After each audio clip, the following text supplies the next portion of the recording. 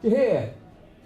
The Knotsman came our way, his tugs and picker in his case, calling round the marketplace, with his any strings for me today.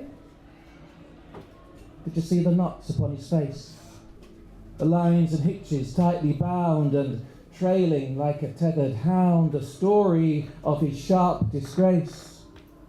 A tale of scandal going round, of lovers closely knit against their parents' wishes, soon incensed unless the betrothing rope be found. And so the Knotsman's search commenced with heavy promises to find the heartstring join, and so unbind the love knot from their bloods condensed. He spied the matted threads behind the upper bedroom's linen chest, and at the mother's fierce behest began his loosing work unkind. The younger felt it in his breast, the first cord of his heart untie, and speaking to his lover's eye awoke him from his joyful rest. I say we must the will deny, before the hitches of our heart are by the Knotsman eased apart. The river took them both to die, arrested for his devil's art, imprisoned by the new belief, and stoked by father's rage and grief. The Knotsman felt the judge's dart, but slipped his bindings, sought relief, escaping to our neighbour town, was by the constable put down to hang from gallows on the heath. A hangman came of great renown to raise the beam and tie the noose, a slip knot two-step to induce and take the parents' silver crown. No rope would suffer such misuse to cause the cunning Knotsman pain, but showed the gallows man disdain. The loops and hitches set him loose, the hangman tied his rope in vain. As through the crowd the Knotsman slipped, not ever by a binding grip, you're never to be seen again. School strides up the big hill, wild shrubs and trees beside, peeping through hedgerows, wondering what's inside. Whether bees or wild flowers, there's fresh life to be found. The sweet smell of wild garlic, buzzing insects in my mind. But once I reach the steep part, the going it becomes unkind. Surrounded by fenced farm fields, with a slaughtered lamb inside. Fluffy white wool on her back, matted thick with meat red gore, hunted down by straying dogs, leaving warm blood in their tracks, crimson footprinted omens of blameless bulldog attack. Now the flat open road leaves me stood bereft. I see iron school gates, one right and one left. I'm left with the right one, the one for the boys. Musty bare walls between us, and not just betwixt the girls. To hang up my worried thoughts, I gingerly find my peg. I hope today there is no fuss, and no pea runs down my leg. All lessons in one stone hall, loose talk glances in hushed tones, dark echoes bounce off straight walls, when too much is left unsaid. Scuff-toed shoes and crooked ties, the only riot acts read. Lunch break is heavily guarded, Lord's table afore the hearth. Permission to leave, even putrid cold veg, starts with hand held high. If you don't get the nod from a fireplace god, sit right back down and cry. Joy is reserved for the playground, although not all boys play the same. Cold-shouldered outside urinals, jealous of girls' own climbing frame. Innocent lambs led to believe love dare not speak without a name. Don't stay in your lane. Don't stay in your lane. Don't stay in your lane. Don't. Not even if you're a cis white male, able-bodied, heterosexual, middle-class, young and beautiful. Don't stay in your lane. Not even if you're too dumb to understand just how privileged you are. Better to speak up and get your ass kicked than stay stupid forever. Don't stay in your lane. Don't stay in your lane. Privilege is an obligation. Privilege gives you power. What are you going to do with it? Lie back and enjoy? Or try to change the world? Don't stay in your lane. Don't stay in your lane. Privilege can make you blind. It can give you a voice when the only choice you should be making is to shut up and listen. But sooner or later, you have to come to your own decision. What are you fighting for? Don't stay in your lane. Don't. Oppression is real. It fucks you up. But sometimes injustice and cruelty can be a kind of high-octane fuel. You can become incandescent. The damage remains, hidden in dark caves, and we can be blind in places we don't even know exist. But we are training each other to be warriors. Our superpower is that we can see with more than our own two eyes. I can see with your eyes. You can see with mine. Don't stay in your lane. Don't. Revolution is not you fight your corner, I fight mine. We must all be on the same side. In the fight against injustice, we are not parallel streams. We are one mighty river, or we are nothing.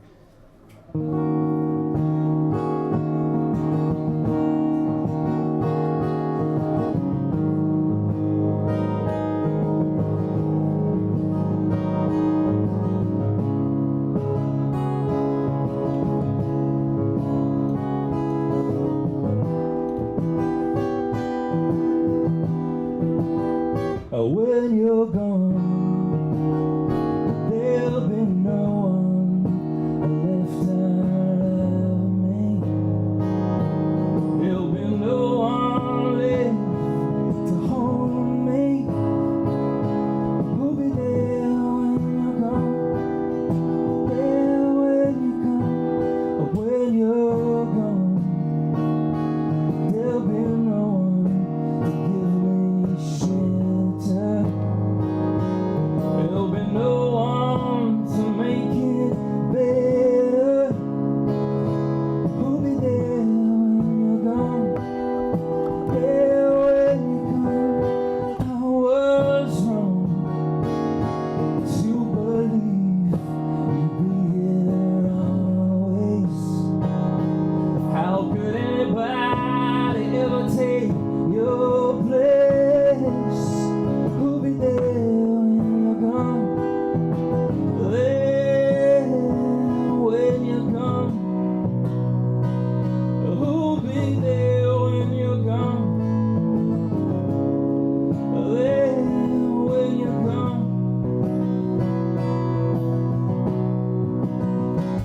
I gotta be strong. There'll be no one left to lean on. Oh, I'd like to, but I just can't keep on. Who'll be there when you're gone? There when you come.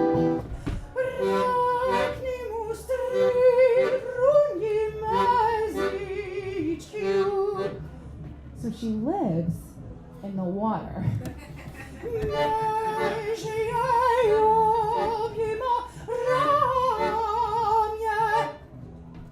And she falls in love with this prince who's a human. And she's like, Daddy, I love him!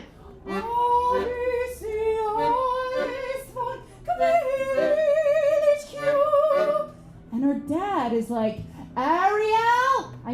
Rusalka?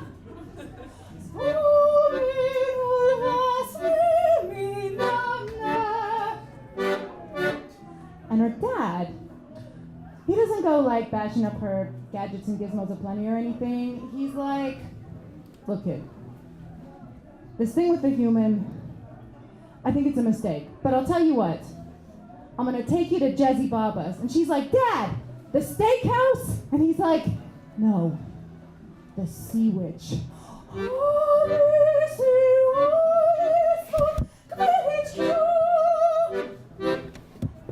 Baba's like, you poor unfortunate soul. Listen, you should definitely not do this, but I can turn you into a human if you want, but you can't talk. And if the prince doesn't fall in love with you, then he dies, and you turn into a demon. And Rusalka's like, yeah, but do I get any talking animal friends? And Jesse Baba's like, no, that's in the other story. And she's like,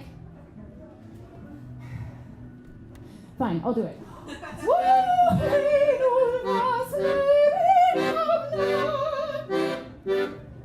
So she downs the potion and comes bursting out of the water like,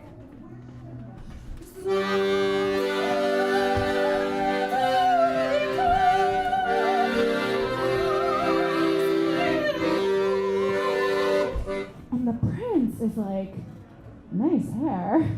So anyway, this is one of the weirdest. I haven't done a show like this. I'm from New York, and I've been here for 20 years, so I'm like one of you people too. I've given up hope. And I've given up hope. I came here because English women are the most beautiful women in the world. I married an English woman, and English women are the most beautiful women in the world. Or maybe not the most beautiful, but the easiest. And one had sex, I wish I was gay. I wish I was gay. I wish I was gay. Because if gay men get to see their kids. Okay, all right. Which is not that bad. What I'm here to talk to you about is that you all have diabetes and you're going to die. And that's why I came here to do this. Normally I play the O2 Arena, but I just wanted to work on my diabetes material because you all have diabetes and you're going to die. You're probably thinking, I don't have diabetes. You have diabetes. You might have diabetes, but you do. You do have diabetes because we've been poisoned by our food supply. And because I've been thinking about this a lot, because I look amazing. I'm not gonna tell you how old I am. I'm gonna tell you, but I am one of the best looking men in the over 65 category. Unfortunately, I'm only 53. But I look amazing. I look amazing, and that's one of the reasons I'm being kept back in comedy, because I look too good for comedy. Gilberto, no future to the guy because he looks good. I used to look. I was a bit fat. I was a bit fat, and it was funny. But now I've lost weight. People say I look like George Clooney from the eyebrows up. From right here, I look like George. I used to look like a fat Robert De Niro. Now I look like a thin. I don't know if I'm thin or not, but I've lost a bit of weight because I have diabetes.